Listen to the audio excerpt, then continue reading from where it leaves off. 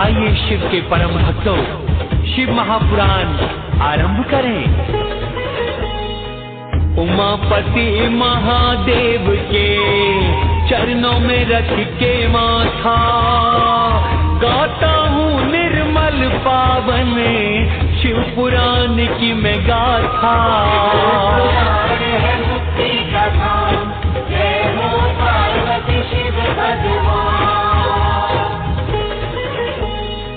रिद्धि सिद्धि सहित वंदना मैं गणेश की करता हूँ। आराध्य राम रघुवंशी जो शिव के नमन उन्हें मैं करता हूँ।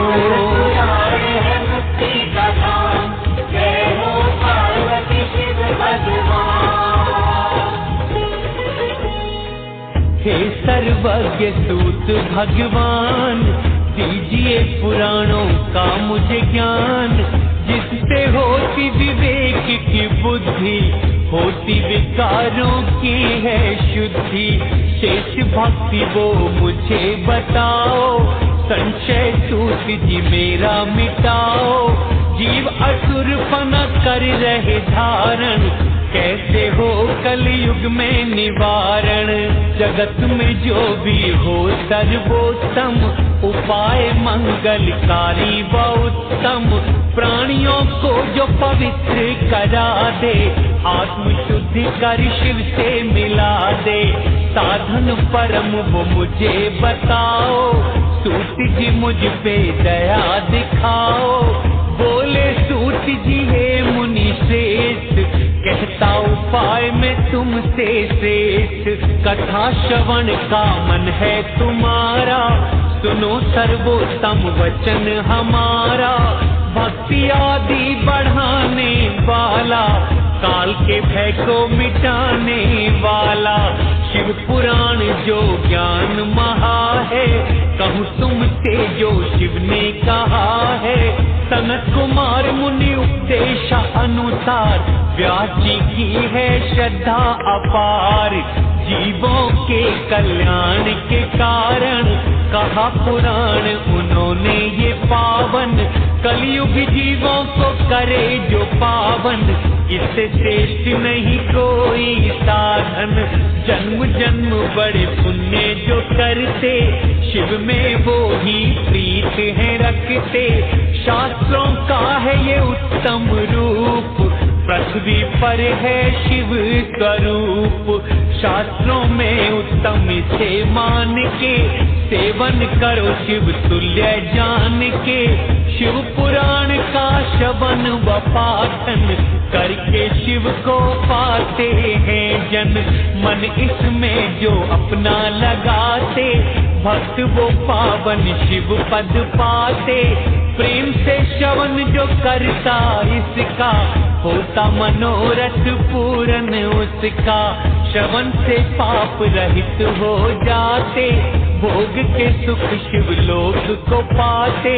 24,000 श्लोकों से युक्त, 7 संहिताओं से संयुक्त। शिव पुराण है ये महापुराण, जिसकी आत्मा शिव भगवान। भक्ति ज्ञान से हो संपन्न, प्राणी करें इसका श्रवण। सप्त संहिता से युक्त ये ज्ञान, पर ब्रह्म ईश्वर के ही समान। परम गति है प्रदान जो करता, भव सागर के दुखड़े हरता। भक्ति पूर्वक पाठ जो करता, संशय नहीं पुण्यात्मा होता। अंत काल जो इसे सुन पाए, शिव के धाम को है वो जाए। जो प्रतिदिन करे इसका पूजन, शिव पद प्राप्त करता वो जन। रेशमी वस्त्र से वेष्टन करता जो, शिव पुराण का आदर करता जो। सदा सुखी वो भक्त है रहता, सत्य वचन में तुमसे कहता, हे सर्वस्व ये शिव भगवान का, ये भंडार है निर्मल ज्ञान का। जो इस लोक में सुख है चाहता और इस लोक को पाना चाहता, शिव पुराण माथे से लगाए, नित्य कथा को सुने सुनाए।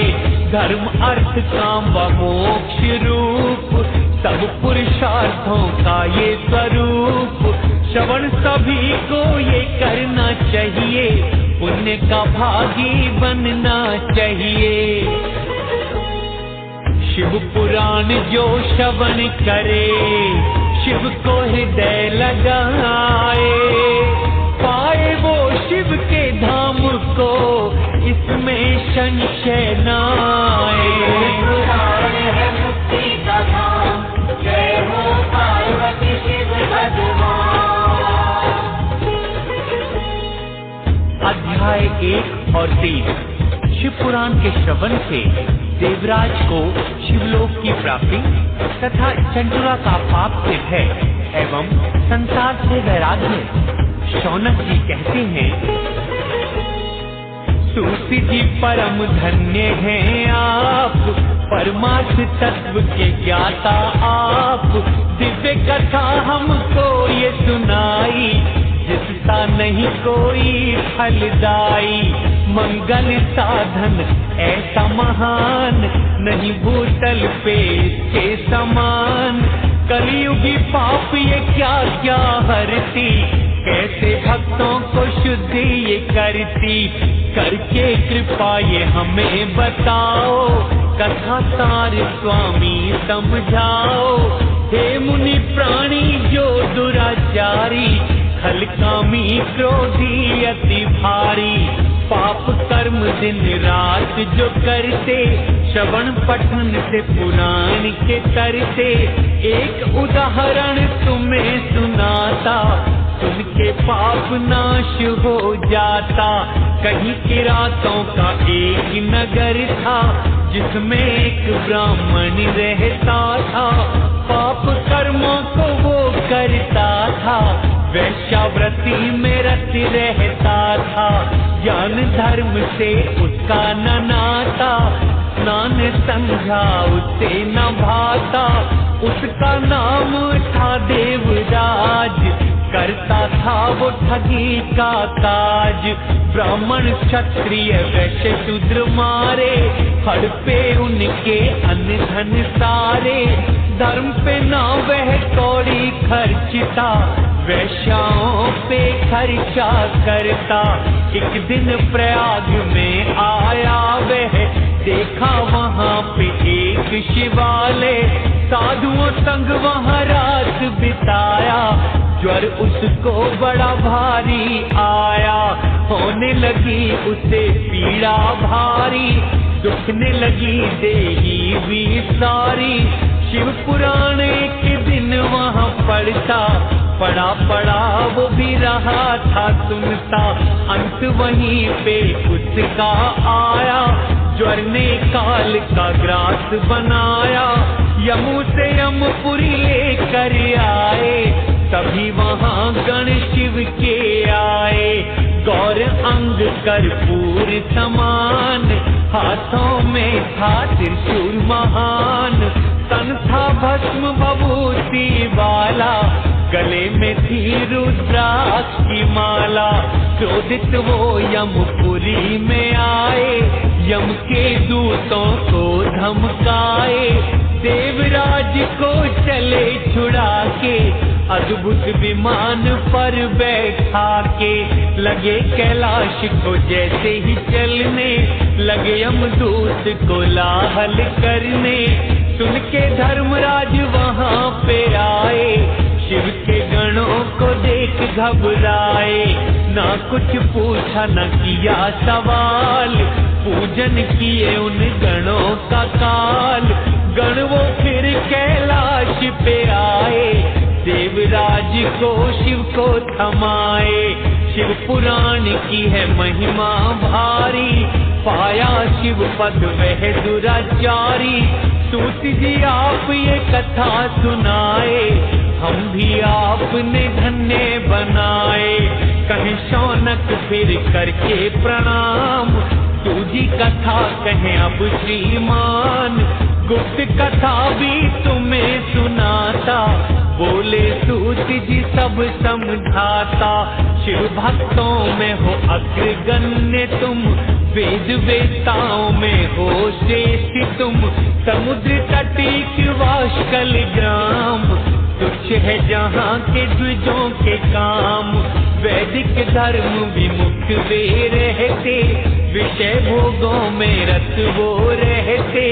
काम किसानी का वो करते, अस्त्र शस्त्र भी घातक रखते। वे व्यभिचारी और खले, नहीं है उनमें ज्ञाने। धर्म ज्ञान वैराग्य को जाने ना नादाने।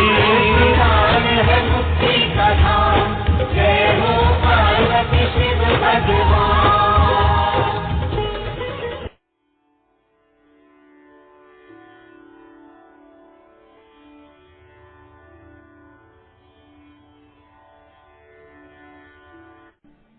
श्री शौनक जी ने कहा, महाभाग सूत जी, आप धन्य हैं, परमार्थ तत्व के ज्ञाता हैं। आपने कृपा करके हम लोगों को बड़ी अद्भुत एवं दिव्य कथा सुनाई है। भूतल पर इस कथा के समान कल्याण का सर्वश्रेष्ठ साधन कोई नहीं है। यह बात हमने आज आपकी कृपा से निश्चय पूर्वक समझ ली है। सूत जी, कलयुग में इस कथा के द्वारा कौन कौन से पापी शुद्ध होते हैं, उन्हें कृपा पूर्वक बताइए और इस जगत को कृतार्थ कीजिए। सूत जी बोले, मुने, जो मनुष्य पापी, दुराचारी, खल तथा काम क्रोध आदि से निरंतर डूबे रहने वाले हैं, वे इस पुराण के श्रवण पठन से ही शुद्ध हो जाते हैं। इसी विषय में जानकर मुनि इस प्राचीन इतिहास का उदाहरण दिया करते हैं, जिसके श्रवण मात्र से पापों का पूर्णतः नाश हो जाता है। पहले की बात है कि रात्रों के नगर में एक ब्राह्मण रहता था, जो ज्ञान से अत्यंत दुर्बल, दरिद्र, रस बेचने वाला तथा वैदिक धर्म से विमुख था। वह स्नान, संध्या आदि कर्मों से भ्रष्ट हो गया था और वैश्यावृत्ति में तत्पर रहता था। उसका नाम देवराज था। वह अपने ऊपर विश्वास करने वाले लोगों को ठगा करता था। उसने ब्राह्मणों, क्षत्रियों, वैश्यों, शूद्रों तथा दूसरों को भी अनेक बहानों से बनाकर उनका धन हड़प लिया, परंतु उस पापी का थोड़ा सा भी धन कर्मी धर्म काम में नहीं लगा था। वह वैश्यग्रामी तथा सब प्रकार से आचार भ्रष्ट था। एक दिन घूमता घामता वह देवलोक से प्रतिष्ठानपुर में जा पहुंचा। वहां उसने एक शिवालय में देखा, जहां बहुत से साधु महात्मा एकत्र हुए थे। देवराज उस शिवालय में ठहर गया, किंतु वहां उस ब्राह्मण को ज्वर आ गया। इसी ज्वर से उसको बड़ी पीड़ा होने लगी। वह एक ब्राह्मण देवता शिव पुराण की कथा सुना रहे थे। ज्वर में पड़ा हुआ देवराज ब्राह्मण के मुखार बिंद से निकली हुई उस शिव कथा को निरंतर सुनता रहा। एक मास के बाद जब ज्वर से अत्यंत पीड़ित होकर चल बसा, यमराज के दूत आए और पाशों में बांधकर बलपूर्वक यमपुरी ले गए। इतने में ही शिव लोक में भगवान शिव का पार्षद गण आ गए। उनके गौर अंग कपूर के समान उज्जवल थे, हाथ त्रिशूल से सुशोभित हो रहे थे। उनके संपूर्ण अंग भस्म से उद्दासित थे और रुद्राक्ष की मालाएं उनके शरीर की शोभा बढ़ा रही थी। वे सब के सब क्रोध पूर्वक यमपुरी में गए और यमराज के दूतों को मार पीट कर बारंबार धमकाकर उन्हें देवराज को उनके चंगुल से छुड़ा लिया और अत्यंत अद्भुत विमान पर बिठाकर जब वे शिव दूत कैलाश जाने के लिए उद्यत हुए, उसी समय यमपुरी में बड़ा भारी कोलाहल मच गया। उस कोलाहल को सुनकर धर्मराज अपने भवन से बाहर आए। साक्षात दूसरे रुद्रों के समान प्रतीत होने वाले चारों दूतों को देखकर धर्मज्ञ धर्मराज ने उनका विधि पूर्वक पूजन किया और ज्ञान दृष्टि से देखकर सारा वृतांत जान लिया। उन्होंने भय के कारण भगवान शिव के उन महात्माओं दूतों से कोई बात नहीं पूछी, उल्टी उन सबकी पूजा एवं प्रार्थना की। तत्पश्चात वे शिव दूत कैलाश पर चले गए। वहां पहुंचकर उन्होंने उस ब्राह्मण को दया सागर साम्य शिव के हाथों में दे दिया।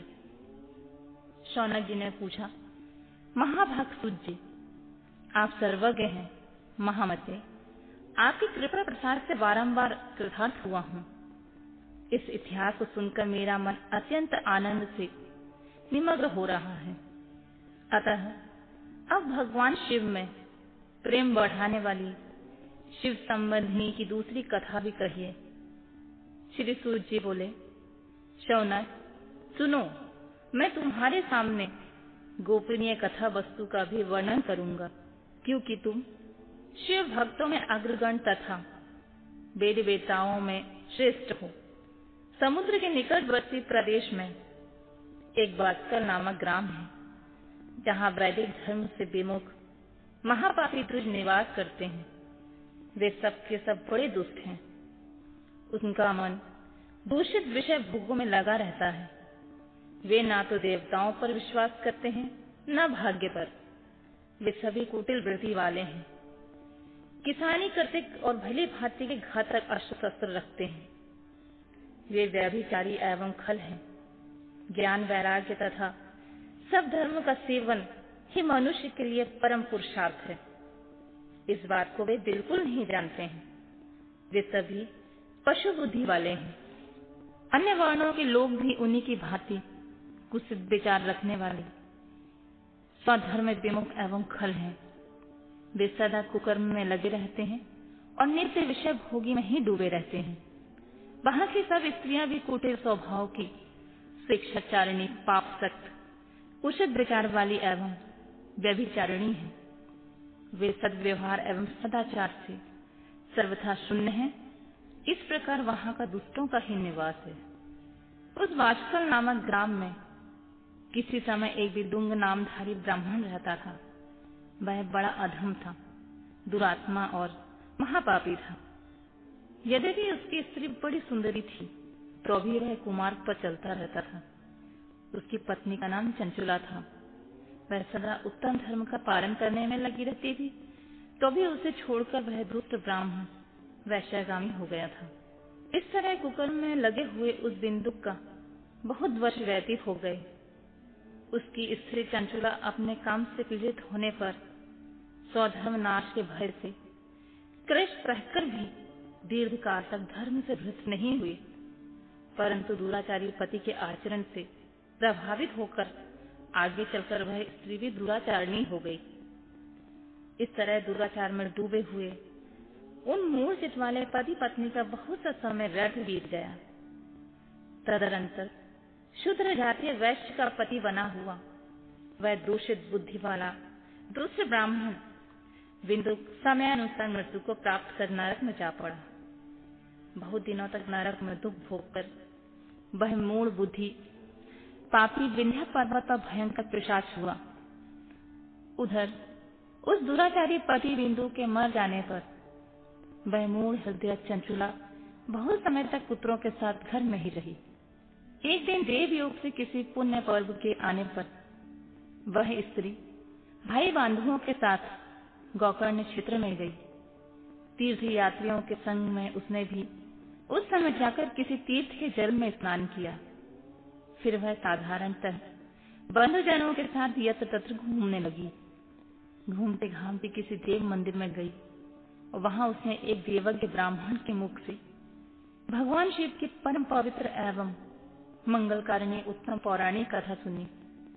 कथावाचक ब्राह्मण कह रहे थे कि जो स्त्रियां पर पुरुष के साथ व्यभिचार करती हैं, वे मरने के बाद यमलोक में जाती हैं। तब यमलोक के दूत उनकी योनियों में तपे हुए लोह का परिघ डालते हैं। पौराणिक ब्राह्मण के मुख से यह वैराग्य बढ़ाने वाली कथा सुनकर चंचला भय से व्याकुल हो गई और कांपने लगी। जब कथा समाप्त हुई और सुनने वाले सब लोग वहां से चले गए, तब वह भयभीत नारी एकांत में शिव पुराण की कथा बांचने वाले उन ब्राह्मण देवता से बोली। चंचुला ने कहा, ब्राह्मण, मैं अपने धर्म को नहीं जानती थी, इसलिए मेरे द्वारा बड़ा दुराचार हुआ है। स्वामी, मेरे ऊपर अनुपम कृपा करके मेरा उद्धार कीजिए। आज आपके वैराग्य रस से ओतप्रोत इस प्रवचन को सुनकर मुझे बड़ा भय लग रहा है। मैं कांप उठी हूँ और मुझे इस संसार से वैराग्य हो गया है। मुझ मूढ़ चित्त वाली पापिनी को धिक्कार है। मैं सर्वथा निंदा के योग हूँ, कुशित विषयों में फंसी हुई, अपने धर्म से विमुख हो गई हूँ। हाय, न जाने किस किस घोर कष्टदायक दुर्गति में मुझे पड़ना पड़ेगा, और वहां कौन बुद्धिमान पुरुष कुमार्ग में धन लगाने वाली मुझ पापिनी का साथ देगा। मृत्यु काल में उन भयंकर यमदूतों को कैसे देखूंगी, जब वे बलपूर्वक मेरे गले में फंदे डालकर मुझे बांधेंगे, तब मैं कैसे धीरज धारण कर सकूंगी। नरक में जब मेरे शरीर के टुकड़े टुकड़े किए जाएंगे, उस समय विशेष दुख देने वाली उस महायातना को कैसे झेलूंगी। हाय, मैं मारी गई, मैं मर गई, मैं जल गई, मेरा हृदय विदीर्ण हो गया और मैं सब प्रकार से नष्ट हो गई, क्योंकि मैं हर तरह से पाप में डूबी रहती हूँ। ब्राह्मण, आप ही मेरे गुरु, आप ही माता, आप ही पिता हैं। आपकी शरण में आई मुझ दीन अबला का आप ही उद्धार कीजिए, उद्धार कीजिए प्रभु। सूत जी कहते हैं, शौनक, इस प्रकार खेद और वैराग्य से युक्त चंचला ब्राह्मण देवता के दोनों चरणों में गिर पड़ी। तब उन बुद्धिमान ब्राह्मण ने कृपा पूर्वक उसे उठाया और इस प्रकार कहा,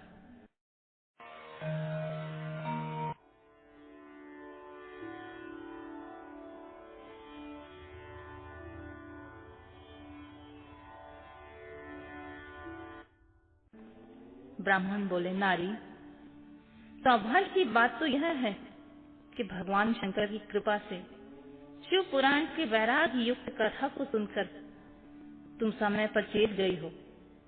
ब्राह्मण पत्नी, तुम डरो मत, भगवान शिव की शरण में जाओ। शिव की कृपा से सारा पाप तत्काल नष्ट हो जाता है।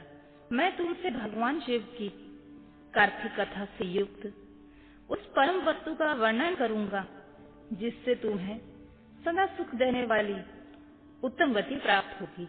शिव की उत्तम कथा सुनने से ही तुम्हारी बुद्धि इस तरह पश्चाताप से युक्त एवं शुद्ध हो गई है। साथ ही तुम्हारे मन में विषयों के प्रति वैराग्य हो गया है। पश्चाताप ही पाप करने वाले पापियों के लिए सबसे बड़ा प्रायश्चित है। सत्पुरुषों ने सबके लिए पश्चाताप को ही समस्त पापों का शोधक बताया है। पश्चाताप से ही पाप की शुद्धि होती है।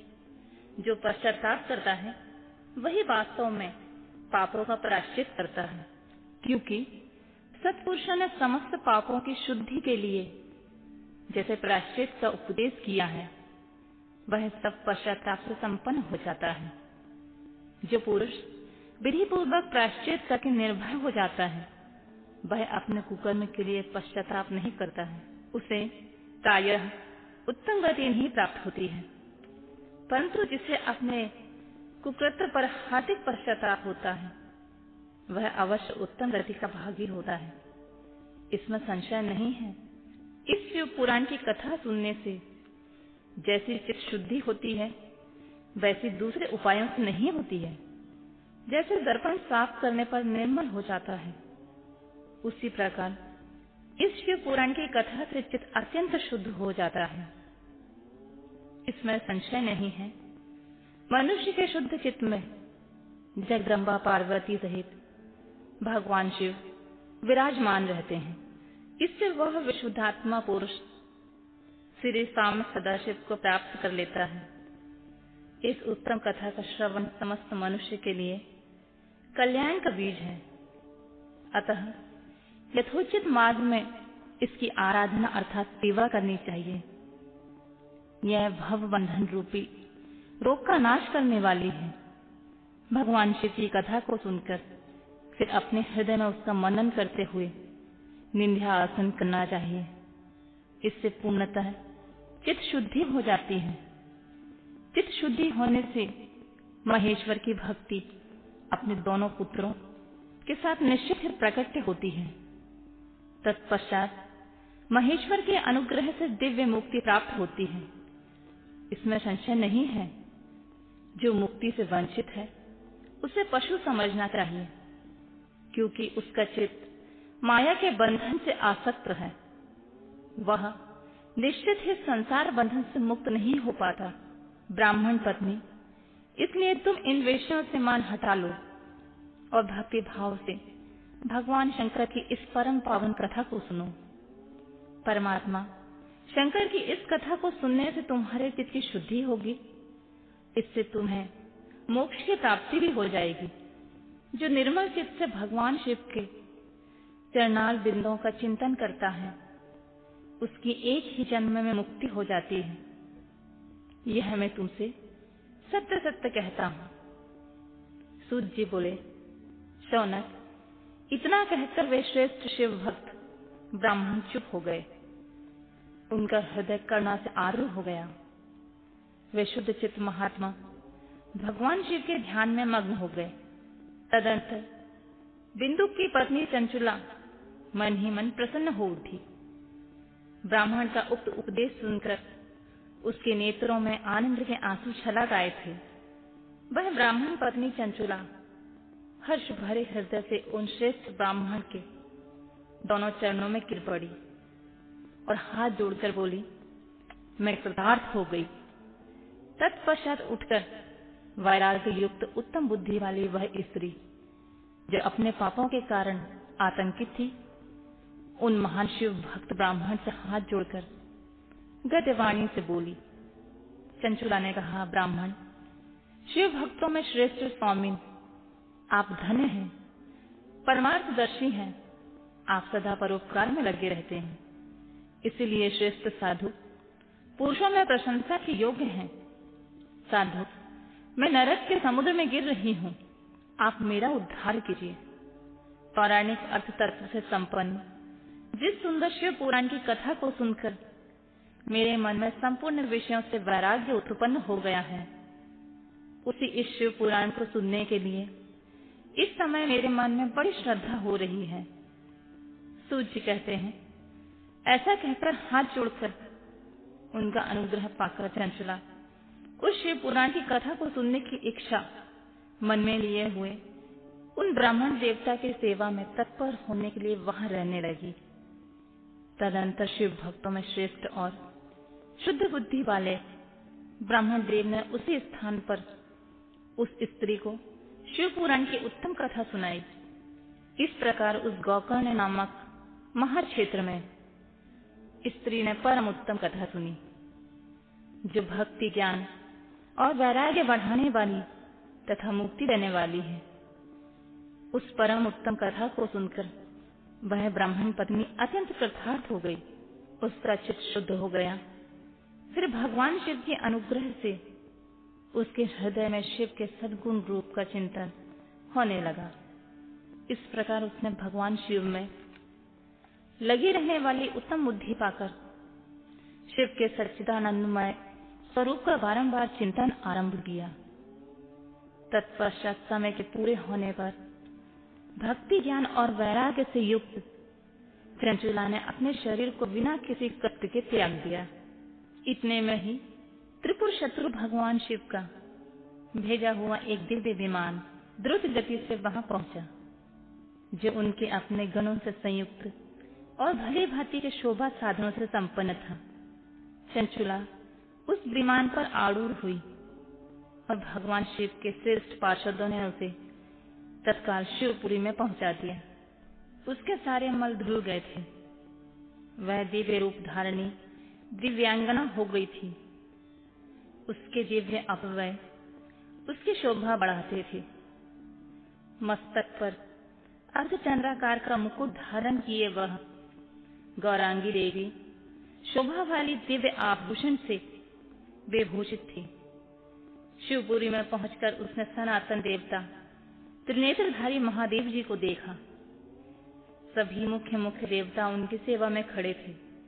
गणेश, भृंगी, नंदीश्वर तथा वीरभद्रेश्वर आदि उनकी सेवा में उत्तम भक्ति भाव से उपस्थित थे। उनकी अंग क्रांति करोड़ों सूर्यों के समान प्रकाशित हो रही थी।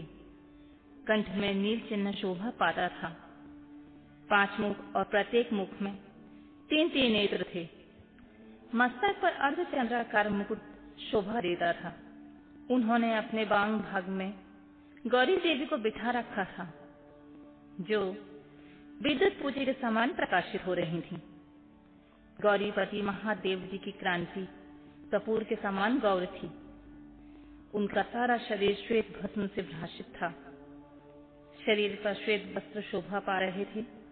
इस प्रकार परम उज्ज्वल भगवान शंकर का दर्शन करके वह ब्रह्म पत्नी चंचला बहुत प्रसन्न हुई। अत्यंत प्रीति युक्त होकर उसने बड़ी उतावली के साथ भगवान को बारंबार प्रणाम किया। फिर हाथ जोड़कर बड़े प्रेम, आदर और आनंद संतोष से युक्त होकर विनीत भाव से खड़ी हो गई। उसके नेत्रों में आनंद अश्रुओं की अविरल धारा बहने लगी तथा संपूर्ण शरीर में रोमांच हो गया। उसी समय भगवती पार्वती और भगवान शंकर ने उसे बड़ी करुणा के साथ अपने पास बुलाया और सौम्य दृष्टि उसके ऊपर डाली। पार्वती जी ने दिव्य रूप धारणी बिंदु प्रिया चंचला को प्रेम पूर्वक अपनी सखी बना लिया। वह उस परमानंदन ज्योति स्वरूप सनातन धाम में अविचल निवास पाकर दिव्य सौम्य से संपन्न हो अक्षर सुख का अनुभव करने लगी।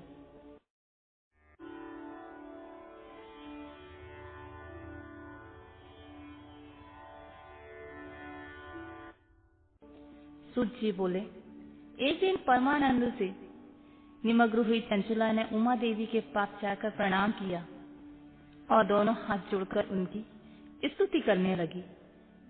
बोली, गिरजानंदिनी स्कंदन माताओं में मनुष्य ने सदा आपका सेवन किया है। समस्त सुखों को देने वाली शंभु प्रिय आप ब्रह्म स्वरूपिणी हैं। विष्णु और ब्रह्मा आदि देवताओं द्वारा सेव्य हैं। आप ही सगुणा और निर्गुणा हैं तथा आप ही सूक्ष्म सच्चिदानंद रूपिणी आद्य प्रकृति हैं। आप ही संसार की सृष्टि, पालन और संहार करने वाली हैं। तीनों गुणों का आश्रय आप ही हैं।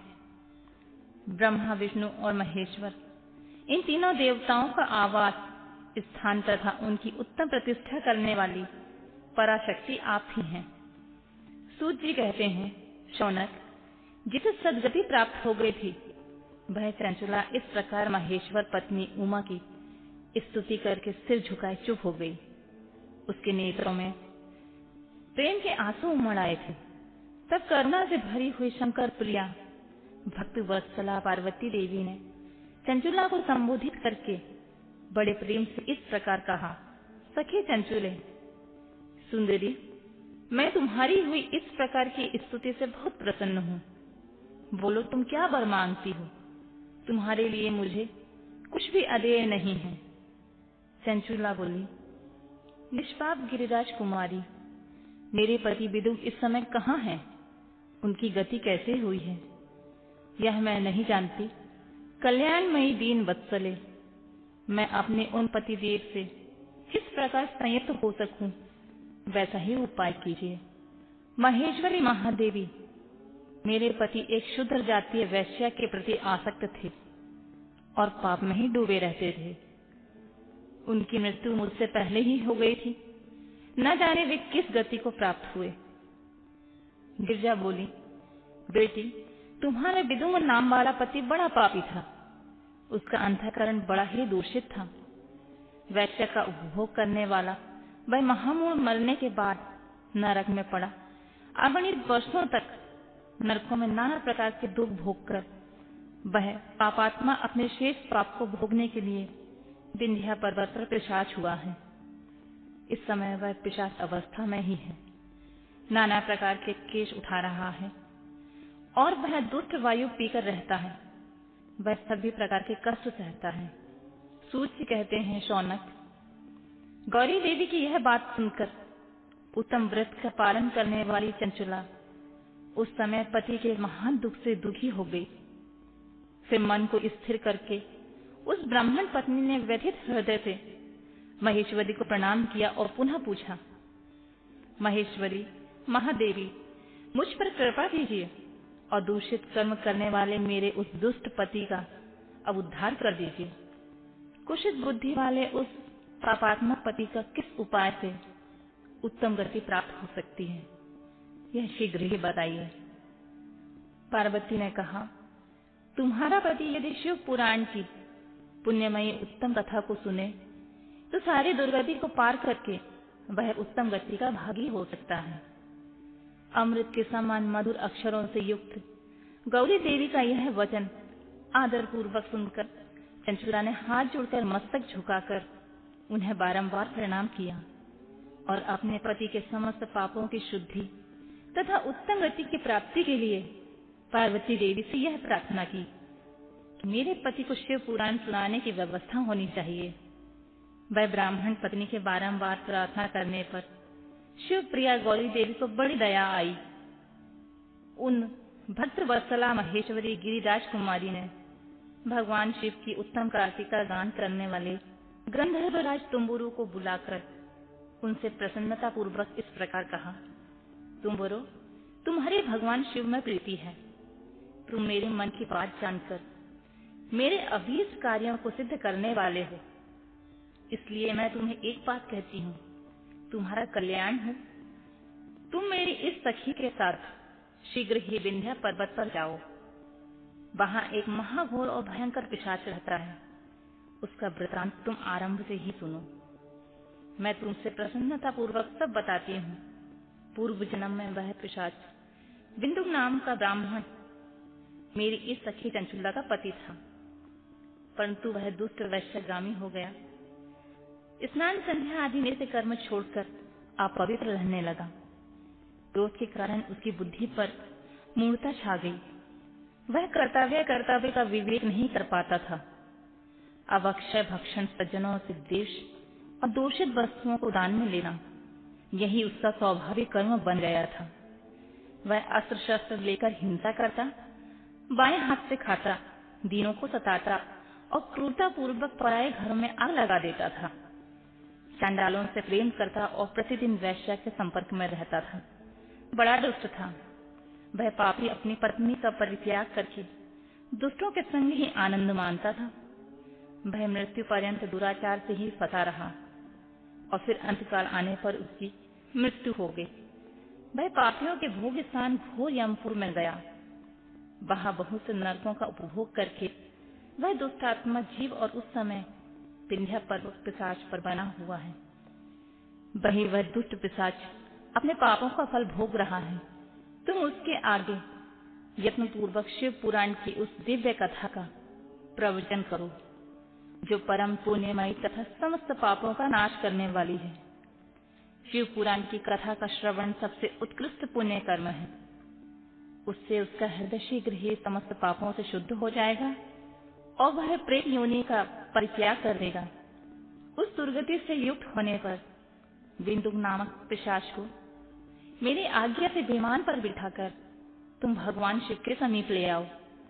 सूत जी कहते हैं, शौनक, महेश्वरी उमा के इस प्रकार के आदेश देने पर गंधर्वराज तुम्बरु मन ही मन बड़े प्रसन्न हुए। उन्होंने अपने भाग्य की सराहना की। तत्पश्चात उस पिशाच की सती साध्वी पत्नी चंचुला के साथ विमान में बैठकर नारद जी के प्रिय मित्र तुम्बरु वेग पूर्वक विंध्याचल पर्वत पर चले गए, जहां वह पिशाच रहता था। वहां उन्होंने उस पिशाच को देखा। उसका शरीर विशाल था। वह कभी हंसता, कभी रोता और कभी उछलता था। उसकी आकृति बड़ी ही विकराल थी। भगवान शिव की उत्तम कार्तिक का गान करने वाले महाबली तुरम्बुन ने अत्यंत भयंकर पिशाच को पाशों द्वारा बांध दिया। तदंतर तुम्बरु ने शिव पुराण की कथा वांचने का निश्चय करके महोत्सव युक्त स्थान पर मंडप आदि की रचना की। इतने में ही संपूर्ण लोकों में बड़े वेग से यह प्रचार हो गया कि देवी पार्वती की आज्ञा से एक पिशाच का उद्धार करने के उद्देश्य से शिव पुराण की उत्तम कथा सुनाने के लिए तुमरु विंध्या पर्वत पर गए हैं। फिर तो उस कथा को सुनने के लिए लोभ से बहुत देवर्षि वे शीघ्र आ पहुंचे। आदर पूर्वक शिव पुराण सुनने के लिए आए हुए लोगों का उस पर्वत पर बड़ा अद्भुत एवं कल्याणकारी समाज जुट गया। फिर तुमरु ने उस पिशाच को पाशों से बांधकर आसन पर बिठाया और हाथ में वीणा लेकर गौरीपति की कथा का गुणगान आरंभ किया।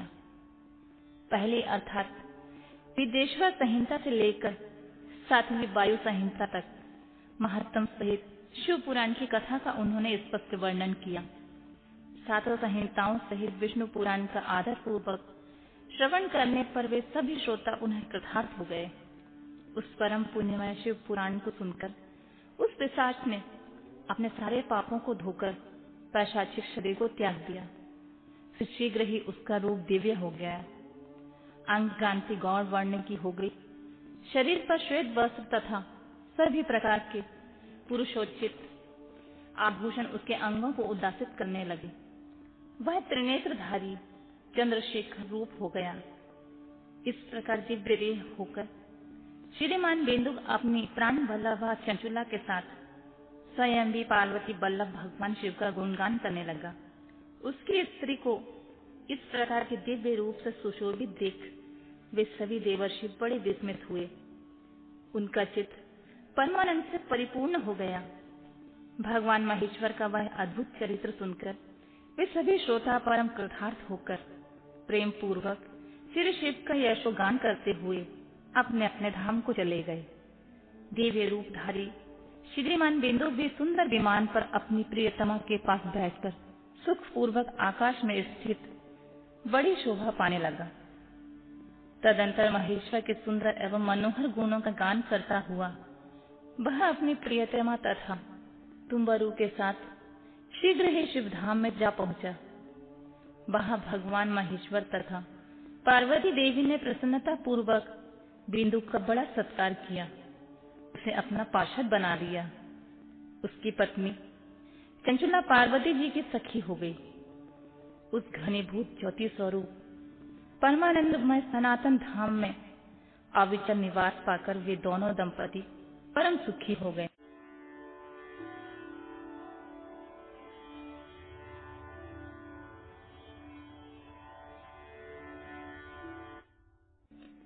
शौनक जी कहते हैं, महाप्राज्ञ सूत जी, आपको मेरा नमस्कार।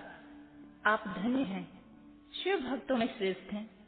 आपके महान गुणों का वर्णन करने योग्य है। अब आप कल्याणमयी शिवमय पुराण की श्रवण की विधि बतलाइए, जिससे सभी श्रोताओं को संपूर्ण उत्तम फल की प्राप्ति हो सके। सूत जी ने कहा, मुने शौनक, अब मैं तुम्हें संपूर्ण फल की प्राप्ति के लिए शिव पुराण की श्रवण विधि बता रहा हूँ।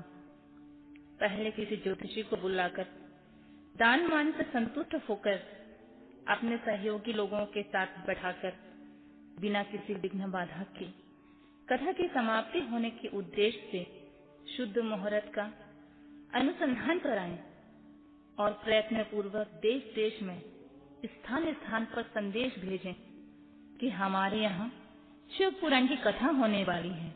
अपने कल्याण की इच्छा रखने वाले लोगों को उसे सुनने के लिए अवश्य पधारना चाहिए। कुछ लोग भगवान श्री हरि की कथा से बहुत दूर पड़ गए हैं। कितनी ही स्त्रियां, शूद्र आदि भगवान शंकर की कथा कीर्तन से वंचित रहते हैं। उन सबको भी सूचना हो जाए, ऐसा प्रबंध करना चाहिए। देश देश में जो भगवान शिव का भक्त हो गया हो, शिव कथा की कीर्तन तथा श्रवण के लिए उत्सुक हो और उन सबको आदर पूर्वक बुलवाना चाहिए और आए हुए लोगों का सब प्रकार से आदर सत्कार करना चाहिए। शिव मंदिर में, तीर्थ में, वन प्रांत में अथवा घर शिव पुराण की कथा सुनने के लिए उत्तम स्थान का निर्माण करना चाहिए। केले के खंभों से सुशोभित एक ऊंचा कथा मंडप तैयार कराएं। उसे सब ओर से फल पुष्प आदि से तथा सुंदर चंदोबे से अलंकृत करें और चारों ओर ध्वजा पताका लगाकर तरह तरह के सामानों से सजाकर सुंदर शोभाएं संपन्न कर दें। भगवान शिव के प्रति सब प्रकार से उत्तम भक्ति करनी चाहिए। वही सब तरह से आनंद का विधान करने वाली है। परमात्मा भगवान शंकर के लिए दिव्य आसन का निर्माण करना चाहिए तथा कथा वाचक के लिए भी एक ऐसा दिव्य आसन बनाना चाहिए जो उनके लिए सुखद हो। मुने नियम पूर्वक कथा सुनने वाले श्रोताओं के लिए भी यथा योग्य सुंदर स्थानों की व्यवस्था करनी चाहिए। अन्य लोगों के लिए साधारण स्थान ही रखने चाहिए। जिनके मुख से निकली हुई वाणी देहधारियों के लिए कामधेनुओं के समान अभीष्ट फल देने वाली होती है, उस पुराण वेता विद्वान वक्ता के प्रति तुच्छ बुद्धि कभी नहीं करनी चाहिए। संसार में जन्म तथा गुणों के कारण बहुत से गुरु होते हैं, परंतु उन सब में पुराणों का ज्ञाता विद्वान ही परम गुरु माना जाता है। पुराण वेता पवित्र, दक्ष, शांत, ईर्ष्या पर विजय पाने वाला, साधु और दयालु होना चाहिए। ऐसा प्रवचन कुशल विद्वान इस पुण्यमयी कथा को कहे। सूर्योदय से आरंभ करके 3:30 प्रहर तक उत्तम बुद्धि वाले विद्वान पुरुष को शिव पुराण की कथा सम्यक रीति से बांटनी चाहिए। मध्यकाल में 2 घड़ी तक कथा बंद रखनी चाहिए, जिससे कथा कीर्तन से अवकाश प्राप्त लोग मलमूत्र का त्याग कर सके। कथा प्रारंभ के दिन से 1 दिन पहले व्रत ग्रहण करने के लिए वक्ता को शौर्य करा लेना चाहिए। जिन दिनों तक कथा हो रही हो उन दिनों प्रयत्न पूर्वक प्रातः काल ही सारा नित्य कर्म संक्षेप में ही कर लेना चाहिए। वक्ता के पास उसकी सहायता के लिए एक दूसरे वैसा ही विद्वान स्थापित करना चाहिए। यह भी सब प्रकार के संशयों को निवृत्त करने में समर्थ और लोगों को समझाने में कुशल हो। कथा को आने वाले विघ्नों से निवृत्ति के लिए गणेश जी का पूजन करें। कथा के स्वामी भगवान शिव की तथा विशेषतः शिव पुराण की पुस्तक की भक्ति भाव से पूजा करें। तत्पश्चात उत्तम बुद्धि वाला श्रोता तन मन से शुद्ध एवं प्रसन्नचित हो आदर पूर्वक शिव पुराण की कथा सुने। जो वक्ता और श्रोता अनेक प्रकारों के कर्मों से भटक रहे हों, काम आदि 6 विकारों से युक्त हों, स्त्री में आसक्ति रखते हों और पाखंड में पूर्ण बात करते हों, वह पुण्य के भागी नहीं होते। जो लौकिक चिंता तथा धन, ग्रह और पुत्र आदि की चिंता को छोड़कर कथा में मन लगाए रहते हैं, उन शुद्ध बुद्धि पुरुषों को उत्तम फल की प्राप्ति होती है। जो श्रोता श्रद्धा और भक्ति से युक्त होते हैं, दूसरे के कर्मों में मन ही लगाते हैं और मौन, पवित्र एवं उद्देश्य शून्य होते हैं, वे ही पुण्य के भागी होते हैं। सूत जी बोले, शौनक, अब शिव पुराण सुनने का व्रत लेने वाले पुरुषों के लिए जो नियम है उसे भक्ति पूर्वक सुने। नियम पूर्वक इस श्रेष्ठ कथा को सुनने से बिना किसी विघ्न बाधा के उत्तम फल की प्राप्ति होती है। जो लोग दीक्षा से रहित हैं, उनका कथा श्रवण में अधिकार नहीं है। अतः मुने, कथा सुनने वाले इच्छा वाले सब लोगों को पहले वक्ता से दीक्षा ग्रहण करनी चाहिए। जो लोग नियम से कथा सुने, उनको ब्रह्मचर्य से रहना चाहिए, भूमि पर सोना चाहिए और पत्थर में खाना और प्रतिदिन कथा समाप्त होने पर अन्न ग्रहण करना चाहिए। जिनमें शक्ति हो वह पुराण की समाप्ति तक उपवास करके शुद्धता पूर्वक भक्ति भाव से उत्तम शिव पुराण को सुने। इस कथा का व्रत लेने वाले पुरुषों को प्रतिदिन एक ही बार हव्यांत भोजन करना चाहिए। जिस प्रकार से कथा श्रवण का नियम सुख पूर्वक सत सके वैसा ही करना चाहिए। गरिष्ठ अन्न, दाल, जला, अन्य सेम, मसूर, भाव दूषित तथा बासी अन्न को खाकर कथावृत्ति पुरुष कभी भी कथा न सुने। जिसने कथा का व्रत ले रखा हो वह पुरुष प्याज, लहसुन, हींग, गाजर, मादक वस्तुओं तथा अमीष्ट कही जाने वाली वस्तुओं को त्याग दे। कथा का व्रत लेने वाले पुरुष काम, क्रोध आदि 6 विकारों को, ब्राह्मणों की निंदा तथा पवित्रता को, साधु संतों की निंदा को भी त्याग दे। कथावृत्ति पुरुष प्रतिदिन सत्य, सोच, तप, दया, मौन, सरलता, विनय तथा हार्दिक उदारता इन सद्गुणों को सदा अपनाए रहें। श्रोता निष्काम या सकाम है, वह अपने नियम पूर्वक कथा सुने। सकाम पुरुष अपने अभीष्ट कामना को प्राप्त करता है और निष्काम पुरुष मोक्ष पा लेता है। दरिद्र, क्षय का रोगी, पापी, भाग्यहीन तथा संतान रहित पुरुष भी इस उत्तम कथा को सुने। काकबंध्या आदि जो 7 प्रकार की दुष्ट स्त्रियां हैं, वे तथा जिनका गर्भ गिर जाता है, वह इन सभी को शिव पुराण की उत्तम कथा सुननी चाहिए। मुने, स्त्री हो या पुरुष, सबको यत्न पूर्वक विधि विधान से शिव पुराण की उत्तम कथा सुननी चाहिए। महर्षि, इस तरह शिव पुराण की कथा के पाठ एवं श्रवण संबंधी यज्ञोत्सव की समाप्ति होने पर श्रोताओं की भक्ति एवं प्रयत्न पूर्वक भगवान शिव की पूजा की भांति पुराण पुस्तक की भी पूजा करनी चाहिए। तदंतर विधि पूर्वक वक्ता का भी पूजन करना आवश्यक होता है। पुस्तक को आच्छादित करने के लिए नवीन एवं सुंदर वक्ता बनावे और उसे बांधने के लिए दिव्य डोरी लगावे, फिर उसका विधिवत पूजन करें। मुनि श्रेष्ठ, इस प्रकार महान उत्सव के साथ पुस्तक और वक्ता की विधिवत पूजा करके वक्ता की सहायता के लिए स्थापित हुए पंडित का उसी के अनुसार धन आदि के द्वारा उससे कुछ और कम सत्कार करें। वहां आए हुए ब्राह्मणों को अन्य धन आदि का दान करें। साथ ही गीत वाद्य और नृत्य आदि का महान उत्सव रचाएं। मुने, यदि श्रोता विरत हो तो उसके लिए कथा समाप्ति के दिन विशेष रूप से गीता का पाठ करना चाहिए, जिसे श्री भगवान रामचंद्र जी के प्रति शिव जी ने कहा था। यदि श्रोता गृहस्थ हो तो उस बुद्धिमान को उस श्रवण कर्म की शांति के लिए शुद्ध होम हवन करना चाहिए अथवा गायत्री मंत्र से होम करना चाहिए, क्योंकि वास्तव में यह पुराण गायत्रीमय ही है। अथवा शिव पंचाक्षर मूल मंत्र से हवन करना उचित होता है। होम करने की शक्ति ना हो तो विद्वान पुरुष यथाशक्ति हवनीय हविन को ब्राह्मण को दान करे। न्यूनातिरिक्त रूप दोष की शांति के लिए भक्ति पूर्वक शिव सहस्त्र नाम का पाठ अथवा श्रवण करें। इससे सब कुछ सफल होता है, इसमें संशय नहीं है, क्योंकि तीनों लोकों में उससे बढ़कर कोई वस्तु नहीं होती है। अतः श्रवण संबंधी व्रत की पूर्णता की शुद्धि के लिए 11 ब्राह्मणों को मधु मिश्रित खीर का भोजन कराएं और उन्हें दक्षिणा दें। मुने, यदि शक्ति हो तो 3 तोले का सोने का एक सुंदर सिंहासन बनवाएं और उस पर उत्तम अक्षरों में लिखी अथवा लिखाई हुई शिव पुराण की पोथी विधि पूर्वक स्थापित करें।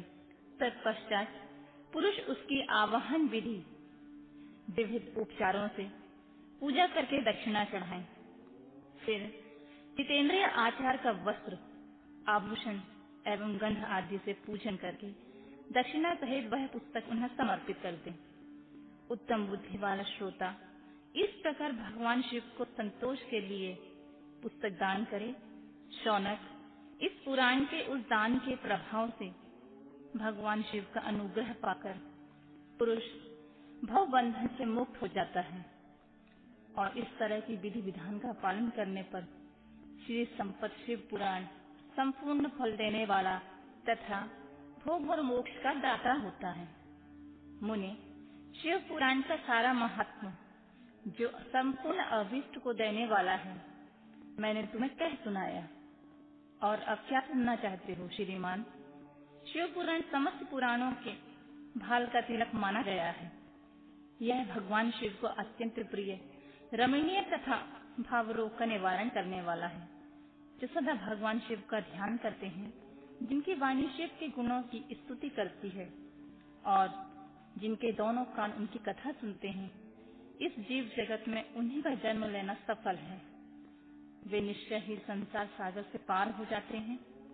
भिन्न भिन्न प्रकार के समस्त गुण जिनके सच्चिदानंदमय स्वरूप का कभी स्पर्श नहीं करते, जो अपनी महिमा से जगत के बाहर और भीतर भासमान है तथा जो मन के बाहर और भीतर वाणी एवं मनोवृत्ति रूप में प्रकाशित होते हैं, उन अनंत आनंद घन रूप परम शिव की मैं शरण लेता हूँ।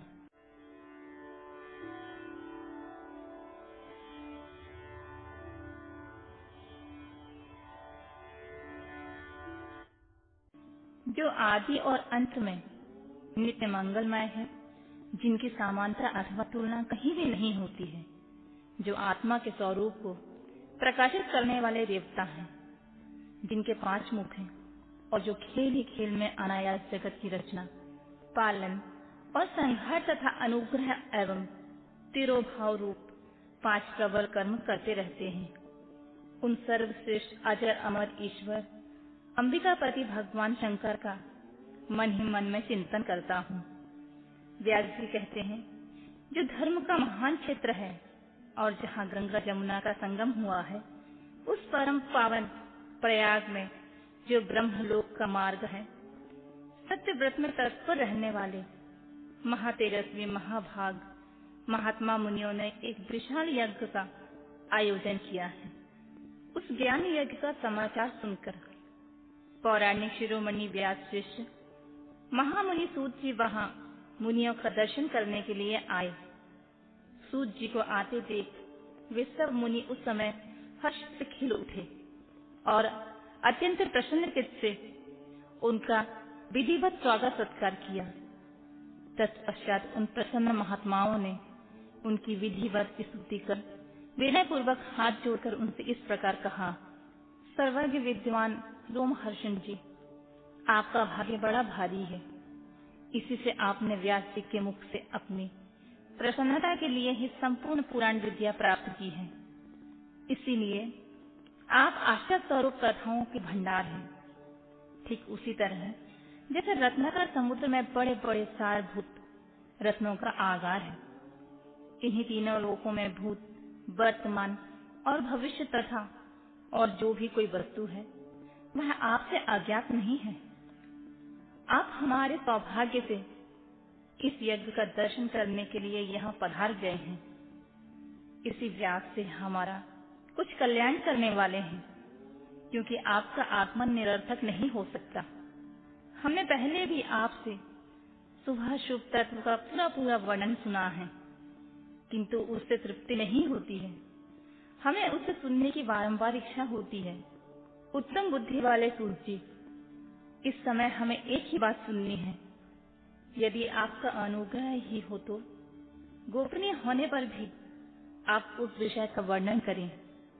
घोर कलयुग आने में मनुष्य पुण्य कर्म से दूर रहेंगे, दुराचार में फंस जाएंगे और सब के सब सत्य भाषण से मुंह फेर लेंगे, दूसरों की निंदा में तत्पर होंगे, पराये धन को हड़प लेने की इच्छा भी करेंगे। उनका मन पराई स्त्रियों में आसक्त होगा तथा वे दूसरे प्राणियों की हिंसा किया करेंगे। अपने शरीर को ही आत्मा समझेंगे। मूढ़, नास्तिक और पशु बुद्धि रखने वाले होंगे। माता पिता से द्वेष रखेंगे। ब्राह्मण लोभ रूपी ग्रह के ग्रास बनेंगे। वेद बेचकर जीविका चलाएंगे। धन का उपार्जन करने के लिए ही विद्या का अभ्यास करेंगे और मत से मोहित रहेंगे। अपनी जाति और कर्म को छोड़ देंगे। प्रायः दूसरों को ठगेंगे। तीनों काल के संध्या उपासना से दूर रहेंगे और ब्रह्म ज्ञान से शून्य होंगे। समस्त क्षत्रिय वे स्वयं धर्म का त्याग करने वाले होंगे। कुसंगी, पापी और व्यभिचारी होंगे। उनमें शौर्य का अभाव होगा। वे कुशित चौरे कर्म से जीविका चलाएंगे। शूद्रों का सा बर्ताव करेंगे और उनका चित्त काम का किंकर बना रहेगा। वैश्य संस्कार भ्रष्ट, सर्वधर्म त्यागी, कुमार्गी, धनोपार्जन परायण तथा नाकतौल में अपने कुशित वृद्धि का परिचय देने वाले होंगे। इसी तरह शुद्र ब्राह्मण भी आचार से तत्पर होंगे। उनकी आकृति उज्जवल होगी, अर्थात वे अपना कर्म धर्म छोड़कर उज्जवल वेशभूषा से विभूषित होकर व्यर्थ घूमेंगे। वे स्वभावतः ही अपने धर्म का त्याग करने वाले होंगे। उनके विचार धर्म के प्रतिकूल होंगे और वे कुटिल और द्विज निंदक होंगे। यदि धनी हुए तो कुकर्म में लग जाएंगे। विद्वान हुए तो वाद विवाद करने वाले होंगे। अपने को कुलीन मानकर चारों वर्णों के साथ वैवाहिक संबंध स्थापित करेंगे। समस्त वर्णों को अपने संपर्क से भ्रष्ट करेंगे। वे लोग अपने अधिकार सीमा से बाहर जाकर द्विजोचित सत्कर्मों का अनुष्ठान करने वाले होंगे। कलयुग में स्त्रियां प्रायः सदाचार से भ्रष्ट और पति का अपमान करने वाली होंगी। सास ससुर से द्रोह करेंगी, किसी का भय नहीं मानेंगी, मलिन भोजन करेंगी, कुत्सित हाव भाव से तत्पर होंगी। उनका शील स्वभाव बहुत बुरा होगा और वे अपने पति की सेवा से सदा ही विमुख रहेंगी। सूत जी, इस तरह जिनकी बुद्धि नष्ट हो गई है, जिन्होंने अपने धर्म को त्याग दिया है, ऐसे लोगों को इंद्रलोक एवं परलोक में उत्तम गति कैसे प्राप्त होगी? इसी चिंता से हमारा मन सदा व्याकुल रहता है। परोपकार के समान कोई दूसरा धर्म नहीं है, अतः जिस छोटे से उपाय से इन सब पापों का तत्काल नाश हो जाए, उसे इस समय कृपा पूर्वक बताइए, क्योंकि आप समस्त सिद्धांतों की ज्ञाता हैं। व्यास जी कहते हैं, उन भावितात्मा मुनियों की यह बात सुनकर सूत जी मन